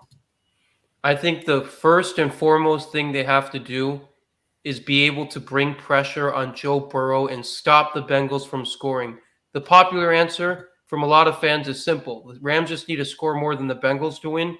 But I think a large part of that is going to be the Bengals getting past that, the Rams getting past that Bengals O-line and bringing pressure to Joe Burrow. That's going to be the key in this game. If they can do that, I think they're going to win because offensively, I don't see a huge drop-off from the Rams to the Bengals or the Bengals to the Rams. Either way, I don't see a big drop-off. Special teams-wise, I'll give the edge to the Bengals. Secondary-wise, not a huge drop-off either. I just think the one big discrepancy in this game is going to be the line of scrimmage in which the Rams have the advantage over the Bengals on both sides of the ball. So they need to take advantage of that discrepancy. If they don't, they're not going to be able to win this game. And if they do, they may win this game by 7, or they may win by even more in dominating fashion. I trust that it's going to be kept a close game by Burrow because this guy is a killer. And as Ohio State knows, and didn't give him the full opportunity to dominate, but especially as LSU knows, this guy will find ways to escape pressure. He'll find ways to elude pressure just like he did against the Chiefs. But if you keep bringing it over and over again, hey, eventually it's going to get to you. It's just like Father Time, the pass rush. Eventually you're going to lose to it. You can't escape it every single time, Eli, Joe Burrow, Big Ben, Russell Wilson. It's going to happen. You're going to get sacked. You're going to make mistakes, and you're going to turn the ball over. That's what the Rams got to do. Keep bringing the pressure, and the results will come with it. Let me ask you the reverse question. What does Joe Burrow and the Bengals need to do in order to win their first Lombardi Trophy? I think the big criticism right now on Joe Burrow and a lot of young quarterbacks right now is the ability to get the ball out quickly. You saw in the Chiefs game, both Mahomes and Burrow had this issue of trying to extend plays too much, and they would get sacked for 5, 10, 15 yards. Burrow's a little bit better about it than Mahomes. Maybe he doesn't have the same athleticism and veteran experience that Mahomes has that gives him the confidence to be that reckless with the ball, but he doesn't necessarily get the ball out as quickly as a Jimmy G or a Tom Brady. I know it's ridiculous to put Jimmy's name in that conversation, but that is one of his strengths, and that's something that Burrow hasn't been able to do yet during this postseason. If he's not able to get that ball out quickly, it's going to make it an even taller order for the Bengals to stop the Rams' defensive line. And, I just think that Burrow can't keep playing at the level he did against the Chiefs and against the Raiders if he expects to come back against the Rams. Like, you can be a team of destiny and you can have all the swagger you want. Like, Mahomes has that. Brady has had that. But at some point, you're going to get beat and bludgeoned badly at the line of scrimmage, and you're going to have to respond. Brady wasn't able to do it against the Titans. He wasn't able to do it against the Giants. There's a lot of legendary quarterbacks that succumb to the pass rush. We'll see if Burrow's able to do it on this given Sunday. But, any given Sunday, I wouldn't be surprised if the Bengals are able to overcome it and win. I'm just telling you guys, some of the most legendary quarterbacks have been bludgeoned by pass rushes. And so Burrow's not necessarily going to be an exception to that. You're absolutely right about that. And anyways, I'm going to ask you another question here. What are some X factors that will decide on this game? Ooh. Yeah, well, Brandon Herrera comes in here and says, do forget Kirk in that group. Yeah, I mean, we'll see. He's played for the Redskins so far and the Vikings. He hasn't exactly been put in the winning situations that Patrick Mahomes has or Tom Brady. Burrow has been put in a worse situation than Kirk. So I'll give you that one. But anyway, The X factors, I think, will be the Bengals special teams because to win this game, I think the McPherson and the rest of the Bengals special teams unit has to play as ferociously as they did against the Chiefs and against the Raiders. If they're not able to do that, even if they make simple mistakes, football is a game of inches, but it's also a game of points. You miss any kind of points against a team like the Rams, the Niners will tell you it's going to cost them. It's going to cost them dearly. And even the Rams missed a 54-yard field goal against the Niners, gave them favorable field position. Before that, they dropped a wide open touchdown, and that allowed the Niners to go up 17-7. If the Rams make either of those plays, a touchdown catch or make that field goal, the game isn't close as it is. So, these small points of emphasis, like extra points, special teams, it could very well decide the game because, most of these NFL games, they're getting decided by 3 or 7 points or one possession, especially in the playoffs nowadays. So you just cannot miss any of those simple points. You can't definitely miss those points, that's for sure. And then what about who will have a bigger impact in this game? Do you think it's going to be Joe Burrow or Aaron Donald? I think it's got to be Joe Burrow because it's kind of a trick question, right? Like even if Joe Burrow plays terrible and they lose the game, by definition, Burrow's had a greater impact on the game. I mean, the quarterback's always going to have a greater impact on the game than a defensive lineman in most cases. Not always, in most cases. I think Donald will make key plays to bring pressure to Burrow, and he'll force him into tough situations, just like he did with Jimmy G at the end of the game. But ultimately, this game comes down to how Burrow reads that defense. It comes down to what Burrow decides in those split-second decisions. Does he chuck the ball down deep and go aggressive? Does he hold on to the ball for too long? Does he go for the conservative short passes and avoid the turnovers? It's going to be decided in large part due to Burrow. And what about whose legacy's on the line the most in this game? Is it Zach Taylor or Sean McVay? It's got to be Sean McVay because Zach Taylor, if he wins the Super Bowl, I think a lot of people may credit it to the greatness of Jamar Chase and Joe Burrow. And listen, Zach Taylor is, a second or third year head coach. He still has so much to learn in the NFL. If he loses this one, I don't think it's like a bone-crushing blow to his legacy. Whereas with McVay, yeah, he's not quite the age of like a Belichick or a Zimmer yet, but right now he's getting up there in coaching experience. He's had a few years now, and he's had a lot of playoff letdowns already. If he adds another one to his list, not that it's going to make him a letdown of a head coach. That's way too far to go, right? Even with Shanahan, that's a little bit far. But it'll prevent him from getting into the upper echelon of the coaching discussion. Like if he wins this one, he's still on track to potentially ascend to Bill Walsh or even Bill Belichick greatness if he does decide to return to the game and continue winning. But if he loses this one, it'll for sure knock him out for, if not ever, a very long time. So it's the bigger deal for McVay because he is the more experienced head coach. We have more data points on him. And if he throws in another letdown, it's going to prevent his upside. Just like Curry blowing his 3-1 lead prevented his upside as a player in his career. Definitely is. You definitely hit the nail on the coffin here. But anyways, we have some technical difficulties with James and Big B who are joining us right now. So we'll get to them when we get to them here. So hang in there, folks. So sorry for the technical difficulties. Let's go on to our fun stuff as we're going to do our rapid fire questions. So let's talk about who will win the coin toss. What will the coin toss land on? Heads or tails for me? I'm going to predict heads. And I say that because I think that if I were a player that comes in for the coin toss, that's my first choice on what I call the toss to be. And Isaiah, I'm going to go to you next. What will the coin toss land on? Heads or tails? So these are what, prop bets, right? Yeah, prop bets. Or something. Okay, so I remember the last time we did prop bets, I swept Steven in our prop bets predictions. So looking forward to continue that hot streak. I'm gonna go with man, it's 50-50. I'm gonna go with give me tails. Give me tails. Why not? It seems like every time I pick tails, it always lands on tails. So I'm gonna go tails. Nice. And what about you, Steven? I said heads, and then I'll turn it over to Vikings, the greatest team ever over here. You know, I heavily agree. They are so great, right? 0 Super Bowls because of the refs, right, Isaiah? The refs robbed like three or 7 Super Bowls from them, man. So just using some Isaiah logic here, but let's go to Brandon. Heads or tails, man? We can't hear Brandon as he's still What's up? dealing with technical difficulties here. He's back. So He's back. Laura, we got him. We got him. I can hear him.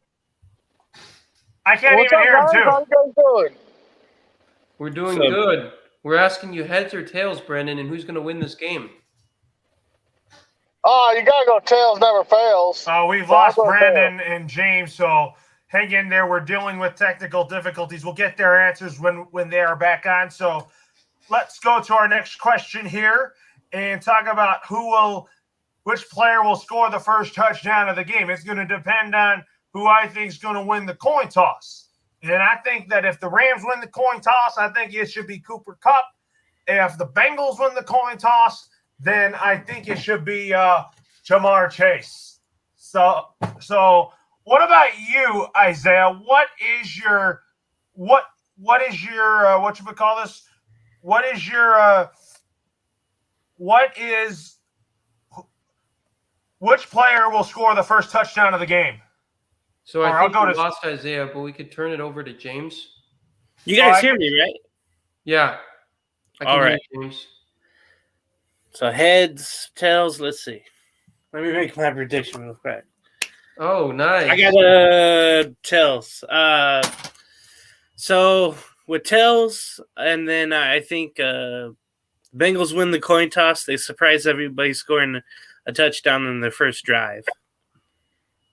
Yeah. And what about you, Steven? Which player will score the first touchdown of the game? I got the Bengals scoring the first touchdown. I agree with James. I think it's going to be a very Vikings-esque moment where they score a touchdown on either the opening drive or the drive following that, and then for the rest of the game, they kind of are a letdown offensively. Because I Mhm. think what's really unique about the games is you have your first 15, like 10 to 15 plays schemed up offensively, but then after that, you have to rely on your creativity to win it. So I'm gonna go with the Bengals, Joe Burrow and Jamar Chase scoring the first touchdown. Oh, and then Helena, is it going to be heads or tails on the coin toss? Tails. Helena says tails, so it looks like we got more tails than heads because Brandon Mhm. said tails, Isaiah said tails, and James Gonzalez says tails. So tails wins 4-2. But I'm gonna turn it over to you, Isaiah. Yeah, whatever. I'm gonna turn it over to you, Isaiah. Who scores the first touchdown, and maybe when they score it? I got the Bengals mascot. I think I'll score a touchdown during during pregame warmups. But in all seriousness though, first touchdown. Oh wow, I think I'm gonna go with the Bengals having the ball first, and I think they're gonna drive down the field, and because like Steven said, first 15 plays are scripted.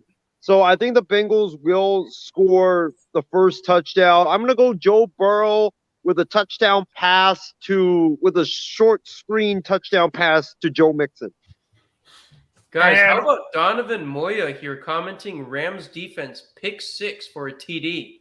Shout That out to would you, be Donovan. interesting. That is a huge bold call. Now, if Mhm. the Rams get a sack strip fumble for a TD, I'm gonna still call this a win for you because it's such a bold prediction and it's just absolutely cool.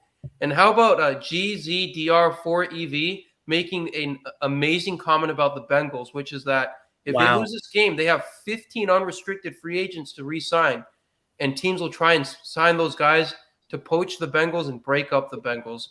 Phenomenal comments and participation from the viewers. And then Lovie Smith is the best coach in the NFL. The Texans are Whoa. winning the Super Bowl next year. Hey, Brandon, there's some more unrealistic fans than us out here. But Brandon, over to you. Who's gonna win this game? who's going to score the first touchdown, and I think you called tails. Yeah, I call tails. I'm still kind of up in the air on who's going to win because I think if it's going to be a close game, I'm going to give it to Bengals and their kicker. I think that kicker is just on fire right now. If it's going to be the Rams, I think the Rams are going to have to be up by 10 to 3 touchdowns, I think, for them to win. But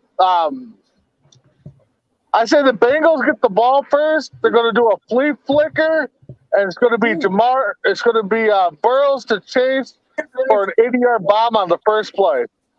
Wow. Ooh, that's a really good take right there. Bold. And James, did you say you called heads or tails? Tails. And which player will score the first touchdown of the game, though? Jamar Chase. We'll see if the Bengals have the ball here. We'll have to find out, that's for sure. So let's talk about who will have the most passing yards in this game. I'm going to go with Joe Burrow. I think Joe Burrow is going to pass over for 300 yards. Matthew Stafford will definitely have some, but I think he'll have over 200 yards, and we'll go from there. So what about you, Isaiah? Who do you think will have the most passing yards between Matthew Stafford and Joe Burrow? Brad Kaya. Give me the punter. Give me Johnny Hecker. No, I'm kidding. Give me. I think it's gonna be Matthew Stafford because I think that the Bengals secondary is very weak. So I think he's just gonna be slicing and dicing that Bengals secondary all day long. So I'm gonna go with Matthew Stafford. What about you, producer Wang? Give me Joe Burrow because I think Cam Akers is going to be another big X factor in this game. You saw how he ran over the Niners in the first half of the game last week. Didn't have too much production in the second half, but I think the Rams know defensively they're going to have a solution for Burrow, a bend but not break solution for Burrow. And so I think they may rely on the running game to actually surprise the Bengals in this game. So I will go with Akers to have a big game and Burrow to have a bigger passing game than Stafford, only because I think the Bengals need to pass it more than the Rams. They're going to get fewer opportunities and shorter opportunities at the ball than the Rams because of the discrepancy at the line of scrimmage. And so Burrow, I think, goes for 315 yards, a 60% completion rate. So I think he's forcing the ball, like slinging it quite a bit, two TDs, and a pick. So good stat line on the surface, but I think the pick and the sacks he take may be bigger in the game than even the 2 TDs he tosses. So I'm going to go bold pick here. Burrow, 60% completion, 315 yards, 2 TDs, 1 pick. Akers has himself a game. Stafford, 280 yards. And I'm going to go 2 TDs and 1 pick for Stafford as well because I think it's a touchdown game. And so give me Joe Burrow to pass for more yardage. And then over to Brandon. Big B. It's tough. I think it's going to be Stafford. I think the Rams are going to try to throw the ball right away, where I think the Bengals are going to try to establish a run game first. So I think Stafford's going to jump out to a massive passing lead, but towards the end, I think it's going to be closer than we think. But I still think Stafford's going to get up there. I think they're both going to throw over 300. Stafford will probably get 350. Burrow will probably get 320 in range. I think they're both going to get 3 touchdowns and probably both throw. Would not surprise me if they both throw a pick 6 in this game. Wow. And what about you, James? Who's going to have the most passing yards? They'll both get over 300 yards. Both will have 2 touchdowns plus. I'm going to say Burrow because he'll need to throw the ball more at the running game with Mixon and Perline isn't there. P-line. So I'll say Burrow slightly, but it will be very close to one another in that stat. True that. And then what about – let's go to our next question here.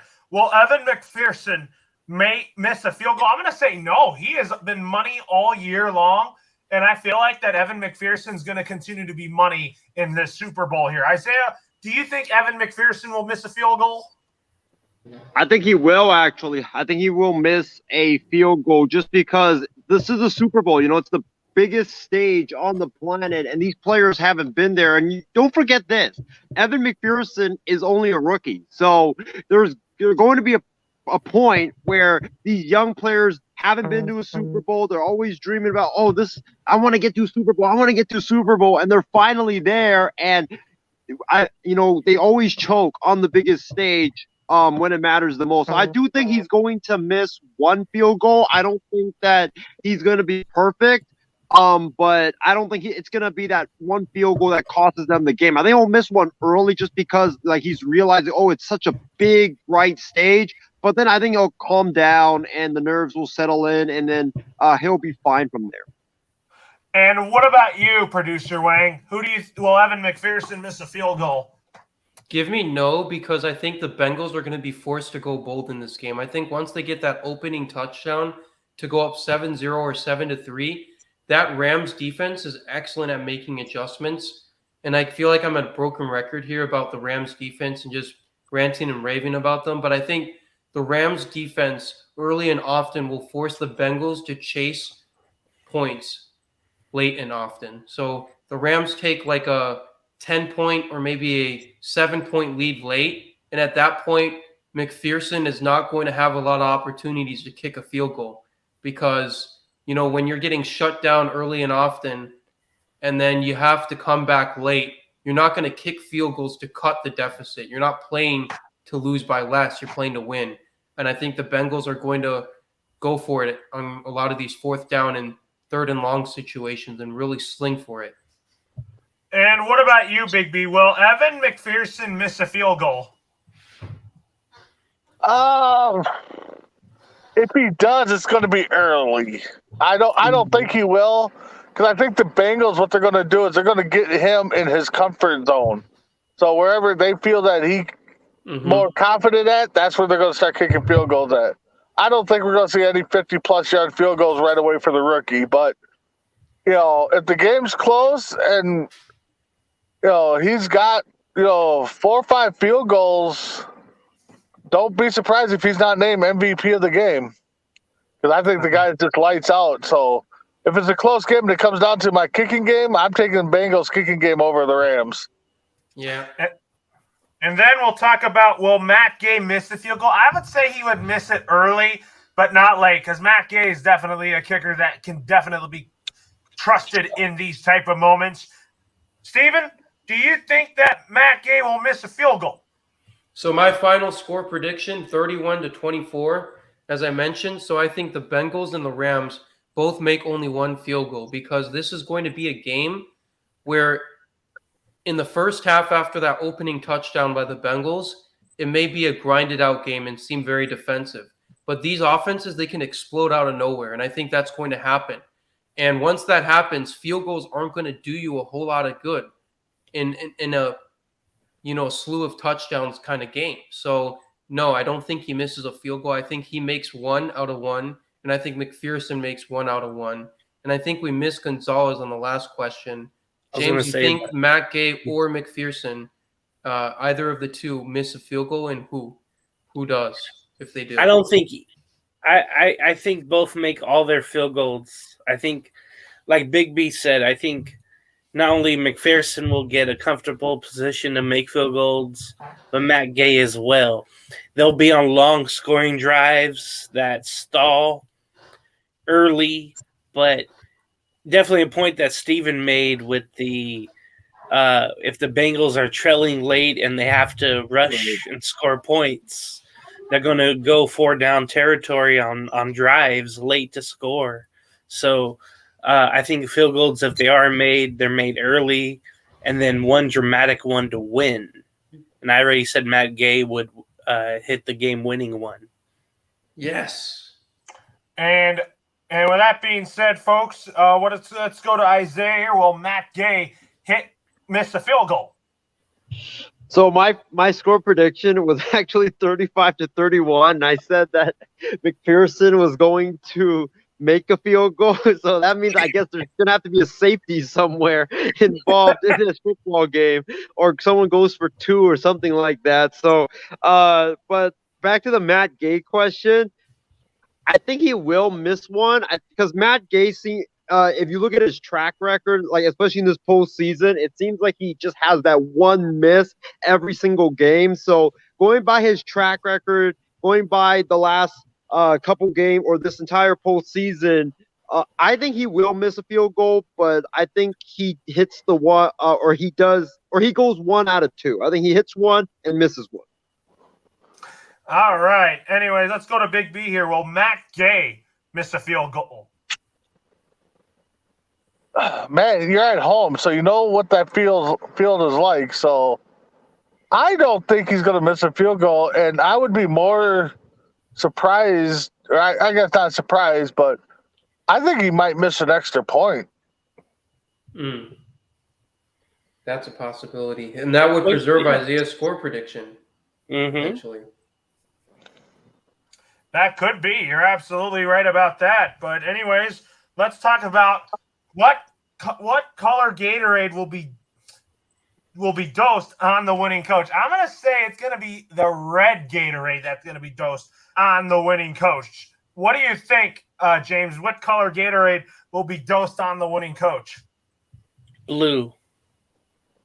And Big B? If the Rams win, it'll be blue. If the Bengals win, it'll be orange. Mm-hmm. What about you, Isaiah? If the Bengals win, I think it's going to be yellow, actually. And if the Rams were to win this football game, I don't think it's going to be blue because it's going to be like camouflaged. So I think it's going to be like, and then, I mean, these Gatorade colors are always like different every single year. You know what? What the hell? I'm going to go purple. I don't even know if there's a purple Gatorade. Yeah. Purple people eaters. Go Vikings. But I think it's going to be either, I think Brandon's spot on. It's going to be either blue or orange based on if the Rams win or the Bengals win, respectively. And then a dark horse candidate would be yellow because technically the Rams are blue and yellow. And what about you? What about you, Steven? What do you think the color Gatorade will be? Yeah, like I mentioned before, I think Brandon's spot on. It's going to be orange or blue based on if the Bengals or the Rams win. And then I think a dark horse candidate would be yellow for the Rams because they're technically blue and yellow. All right. Anyways, with that being said here, folks, now let's talk about who is going to win Super Bowl 56 MVP. And my choice first, I'm going to go first. I'm picking Matthew Stafford if the Rams win the Super Bowl. And that's my pick. The Rams are going to win. I predict Matthew Stafford because Matthew Stafford's going to be clutch in the end. And I think that he will get the MVP of Super Bowl 56 because I always like to predict any quarterback that plays on that team, on any team that goes into the Super Bowl, gets the Super Bowl MVP. And I pick a quarterback every time. What about you, Isaiah? Who's your pick to win Super Bowl MVP since you got the Bengals winning? You know, I'm not going to go bold here. I think it's going to be a defensive player. I think what we're going to see is in this game, I think it's going to be like final 2 minutes because I have like 35-31 or something like that. And I think it's going to be a game-winning pick six, to be honest with you. So I give me Eli Apple. You know, the guy's been struggling. Last game, he was struggling bad. But it just seems like, you know, every Super Bowl, every championship game, when you have a player that's struggling mightily, he's always the player that always comes up in the big moments with a big play. So give me Eli Apple. I just have this weird sense that it's gonna come down to the Bengals really needing that stop, and that defense has been primed all season long to get turnovers at the best or at the right possible time. And what about you, Steven? Who's your pick for Super Bowl MVP? I know I said that Burrow's going to have the bigger impact on the game either way than Aaron Donald, be it positive or negative. But I have the Rams winning this game, and so it's got to go to Donald. You're not going to give it to a losing player because he helped the winning team win, okay? So I'm going to go with Aaron Donald. Aaron Donald's going to be the most valuable player on the Rams because, again, their biggest talent discrepancy lies in the Rams pass rush versus the Bengals run blocking and pass blocking. So the Rams pass rush and to an extent run defense will play a big role. I mean, like they shut down the Niners run game, guys. And they limited the Niners passing attack late in the game. So this is no joke of a unit. I think it's going to go to a Rams defensive lineman. And at the end of the day, I think there's no bigger talent discrepancy in the league than Aaron Donald in the second best defensive end in the NFL. And this is not going to be a pretty game.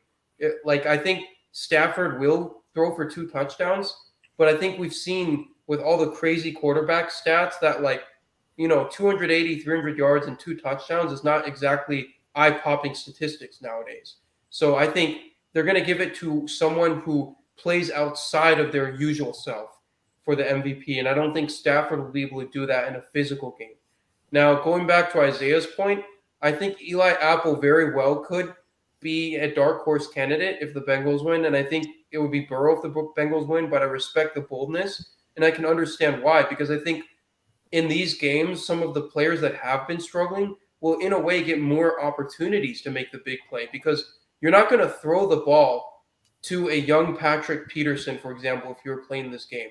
You wouldn't throw the ball directly at a Polamalu or a Sherman. You're going to throw it to a struggling or young player. And then, therefore, that struggling or young player will have more opportunities to make the big play to change the game. So that's where the bold prediction could come true.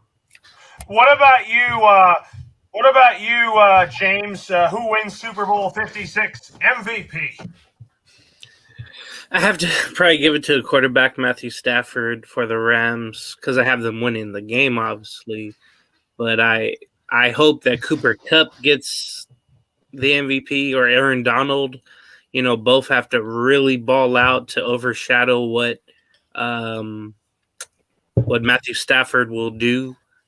But I'll give it to Stafford. I'm with you on that, James. And Big B, who's your Super Bowl 56 MVP? Oh man, that's another tough one because if it's decent scoring, quarterbacks are gonna put up the numbers. So I got 3 bold predictions here. If the Rams win, it's gonna be it's gonna be Odell Beckham. Wow. Oh, wow. If the Bengals win in a shootout, a high shootout that is, I think it's gonna be Chase. But if the Bengals win and it's a semi, like a 24, 30 game or something like that, I think the kicker's gonna get it. Whoa. Yeah. Whoa, bold there, Big B. You're absolutely right about that. I mean, anyways, folks, it's time for some fun and games. Let's talk about our top 5 favorite dishes at a Super Bowl party. So, for me, it's pizza, burgers, chips. That's 3 for me here. And then one of my other favorite dishes are soda, any type of soda. And then the 5th one for me is, I would say, dessert, any type of dessert, like ice cream or anything like that. And that is my top 5 dishes at a Super Bowl party. What about you, Isaiah? I'm not gonna go in order, but it's gotta be, the cheeseburgers has to be there. I'm a big fan of chili, so you gotta have that pot of chili. Definitely gotta have some, the cheese plates. Definitely the cheese plates, the crackers, and the dip. You gotta have that definitely. And then I probably would say, oh man, brownies.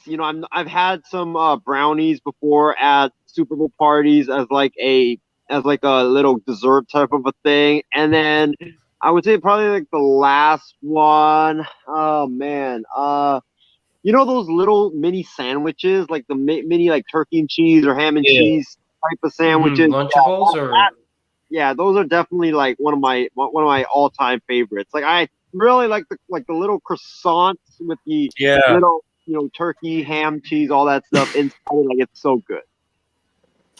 And plus the baked potato with Fruit Loops. I can't forget that. Oh my God, Isaiah! You were about to go an entire question / segment without a ridiculous statement, but you had to ruin it.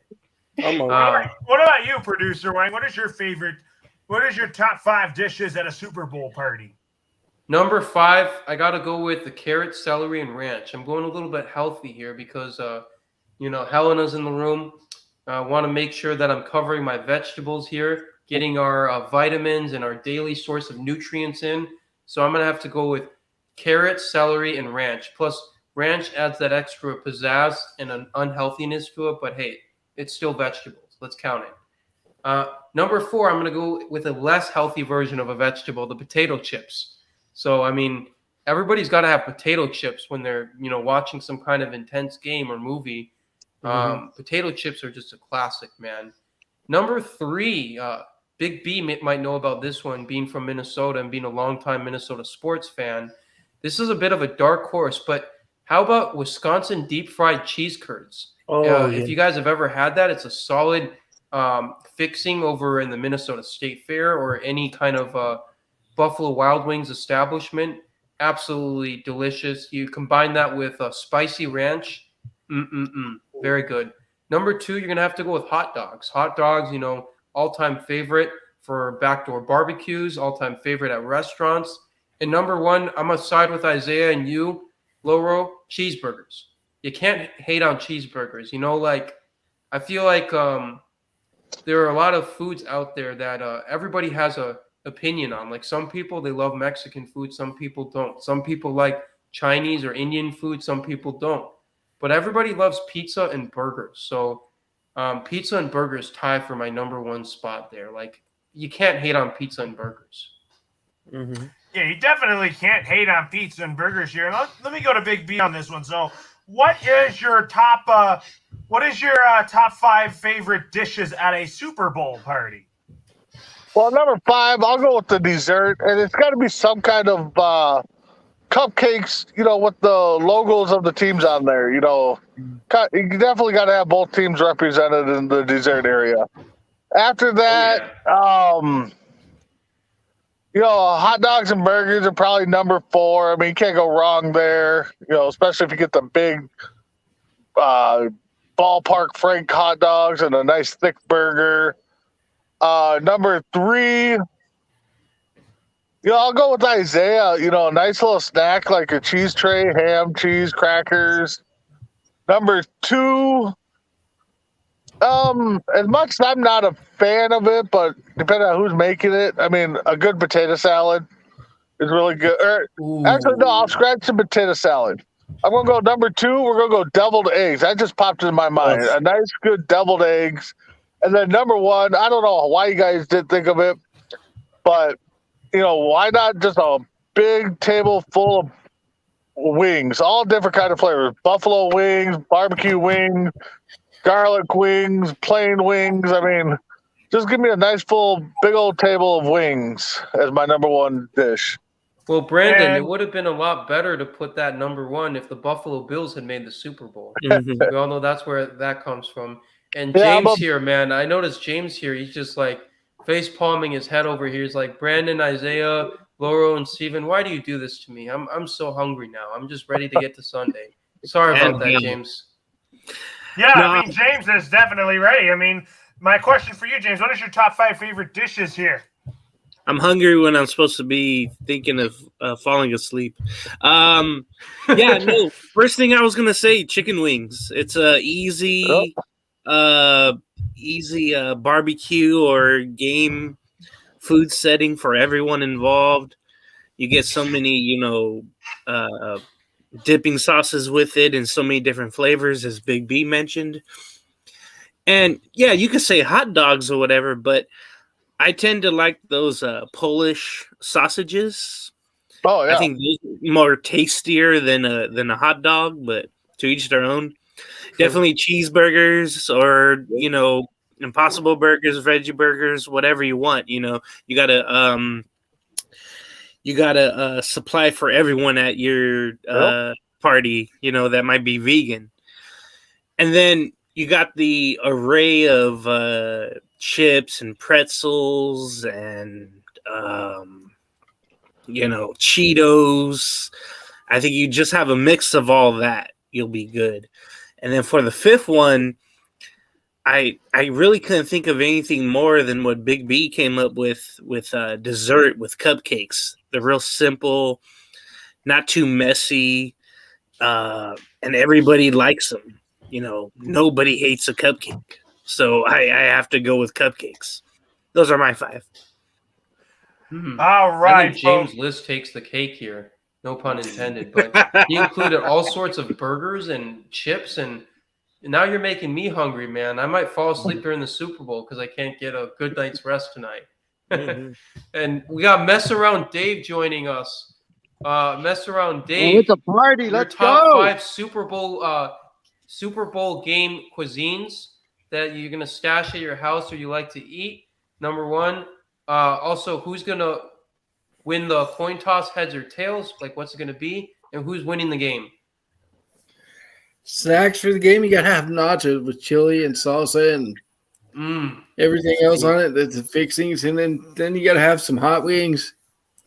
The coin toss, I think the Rams are gonna win the coin toss. The Rams are gonna win the game as well. Nice. Okay. Why Score did I prediction? put the food onto the script, man? Now I'm gonna have to go to that McDonald's near the airport and get I myself swear, some all food. of us are gonna fall asleep during the actual game because we're spending all this time talking about game food. But Mess Around Dave, got a score prediction? 30-27 Rams in overtime. Wow. Ooh. Ooh. Yeah, and Mess Around Dave, my question for you is, who's your pick for Super Bowl MVP? Cooper Cup. Nice. Solid. You sure it's not Justin Fields, Mess Around Dave? I wish they were even playing in this game. No, he wants Aaron Rodgers. Oh, yeah, that's true. Nobody cares about Aaron Rodgers. Yeah, exactly. I would rather have Trey Lance over him. Oh, Actually, God, that's okay. the Trey Lance area here. But anyways, the Raiders, however, I mean, some other news to talk about here. We're going to get the party going here. Is that the Raiders have hired Mick Lombardi to be the offensive coordinator. And James, I'm going to ask you this. What do you think about that move? I hope it works out. McDaniels is bringing in his own guys, and it would be good to bring in some new blood and some new ideas to get this offense going. Mick Lombardi, of course, wide receiver coach for the Patriots for a while now, and it's just another Patriot hire, so it's almost like the Las Vegas Patriots.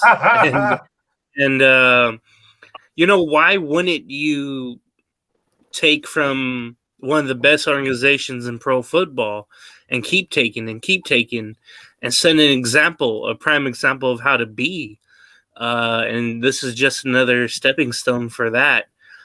But the talent on the field has to do well as well. So we'll see what happens. But I hope that's a big step going from wide receiver coach to offensive coordinator. And with the pressure of the Raiders needing to continue to win, that's just more immense pressure on everyone in the organization. And Isaiah, I'm going to ask you this here. So what is your thoughts about Vic Fangio stepping away for potentially a year, from what I've heard, because he has declined some defensive coordinator positions?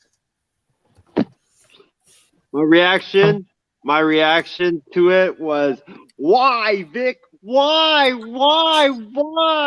I mean, I was planning my Super Bowl party for next year because I was like, man, Vic Fangio coming to my Niners. Like, Kyle Shanahan is thinking 3 steps above everybody else. We have Fangio helping our already great defense. Our defense might become the 1985 Bears level. No. I mean, it was perfect. And then I see that bombshell report from Adam Schefter today, and I'm like, oh my gosh, man, you gotta be kidding me, Vic Fangio. Why, man? Why? It would have also been a perfect succession plan that would have set the Niners up for like the future as well. So I'm really bummed out by the news. I am really bummed out by the news.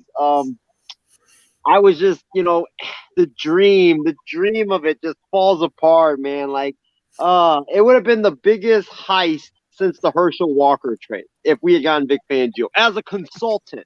Like, nonetheless, it would have been amazing. But I mean, I wish Vic a great year off from football. And I mean, I don't blame him honestly, because like we talked about with McVay, guy has been coaching for a long, long time.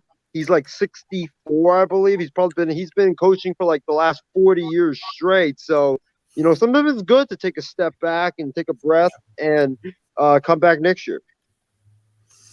Yeah, absolutely. And then, anyways, folks, I'll tell you what, it has been a great show. I hope everybody enjoys Super Bowl 56 tomorrow.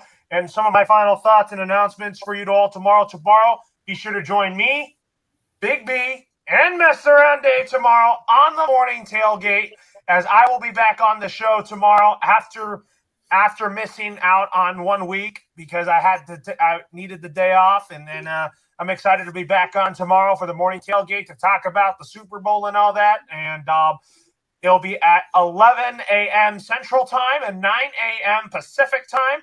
Big B will be hosting the show with Chris P. Bacon, Mess Around Dave, and me will be on the show as well. And Sarge will probably make an appearance tomorrow as well here. So you better catch us. And then also we'll have another episode of The Extra Point tomorrow at 8:30 p.m. Pacific Time, right after Super Bowl 56 when that concludes. And we are going to recap Super Bowl 56 for you and all that. And also the next Sunday, we are going to put the icing on the cake to the 2021 season, as we're going to recap what we liked about the season, what went right for our football teams, what went wrong for our football teams, and what things need to happen in the offseason for these teams to get better and better this offseason. Isaiah, what are your final thoughts on this show and some announcements?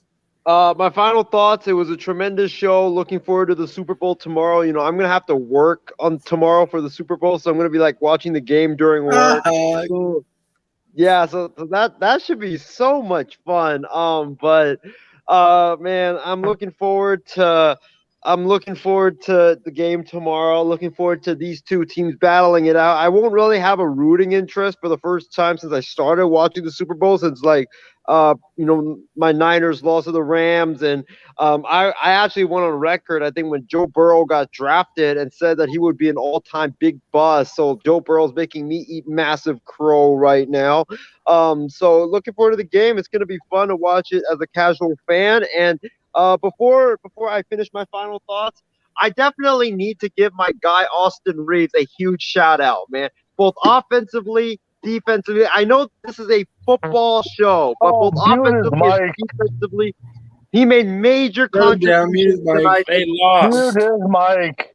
Especially that block on Klay Thompson. What a Thompson block! had like 5 3-pointers in a row after that. I mean, let's not tell you here. What is your final thoughts, James? Final thoughts. I'm all choked up. LA team hasn't won the Super Bowl since the Los Angeles Raiders, as you can see by my shirt. So it might happen tomorrow, and that's why I wore the shirt and whatnot. Hopefully everybody has a fun, safe Super Bowl. Hopefully it'll be entertaining as well. Excuse me. I think that's all I got to say, really. My throat's killing me. And what about you, Big B? What are your final thoughts, and what do you want to tell the audience what to expect tomorrow on tomorrow's episode of the Morning Tailgate? Well, I hope the game's good, because these last 2 rounds of the playoffs have been phenomenal. So I really hope it's a good Super Bowl just to kick off to the end of the NFL season. Tomorrow, morning tailgate, I will not be on. I have a family obligation tomorrow. So mess around, Chris, low roll. You guys are going to hold down the fort for me. But I will be on next week, because we are going to do a final recap of the whole season. And I might even bring up a topic because it was breaking today that McVay doesn't know if he's going to step down or not. He's uncertain right now. So that could affect the Vikings coaching carousel here, depending on what he's going to do. So just stay tuned, and hope everybody has a great Super Bowl Sunday. I might even bring this up tomorrow, Big B, when we have my one of my lowdowns tomorrow. One of them will be the Super Bowl. One of them will be how are the Patriots going to fill the rest of their offensive coaching vacancies, and could Joe Judge be the offensive coordinator for the New England Patriots? That's what I'll talk about tomorrow. And also, I'm going to head out, guys. Have a good one. That's what I'll talk about tomorrow. And mess around, Dave. What are your final thoughts? Hope everybody enjoys the Super Bowl. I hope it's close. I'm actually going to be filling in for Big B tomorrow's host, so we'll see how that goes. I could do it too. I mean, I'd love to, but I'll leave it. The floor will be yours tomorrow. Mess around, Dave. I'm looking forward to tomorrow's morning tailgate show. I got some really cool topics to bring up here. I'll talk about the Patriots losing assistants and talk about how they're going to fill that heading into next season. Could Joe Judge be the offensive coordinator? Do they go Bill O'Brien? Do they go Adam Gase? I'm kind of thinking that the Patriots might not go with an offensive coordinator because Bill Belichick has a different process, which I get, which is like he likes to groom coaches to a big role. That's kind of how he runs the show. We'll see, but I think they're going to go with Adam Gase, but who knows? Yeah, I would like Joe Judge to get a shot. I mean, we'll have to see about that. I can't wait to give you guys all that scenario tomorrow, and also some of the coaching hires that I like the most and all that. And we'll be grading those coaching hires at tomorrow's Extra Point, so you don't want to miss that. So anyways, folks, hope everybody enjoys the Super Bowl. We have a recap show for you all tomorrow, and we'll go from there. So everybody have a great night, and we will see you tomorrow on the Extra Point to recap Super Bowl 56. And we can't wait to react on who won the Lombardi Trophy and all that. I ain't choose the game chose me. I'm a champion, I need some trophies. I can draw the lane, I can shoot the three. I can run 100 yards, I can throw it deep. I ain't choose the game chose me. I'm a champion, I need some trophies. I can draw the lane, I can shoot the three. I can run 100 yards, I can throw it deep. I do not know defeat, no. All I know is eat. I am ahead of these boys. All they see is cleats. 10 toes down, they won't get the best of me. I've been cooking all day, they want the recipe. No rookie, I'm OG. I am the king of the league. That mean I do what I please, whenever I please. I keep a trick on my sleeve, whenever they coming from me. I'ma pull up from the half, right in your face, that's a 3. I ain't choose the game chose me. I'm a champion, I need some trophies. I can draw the lane.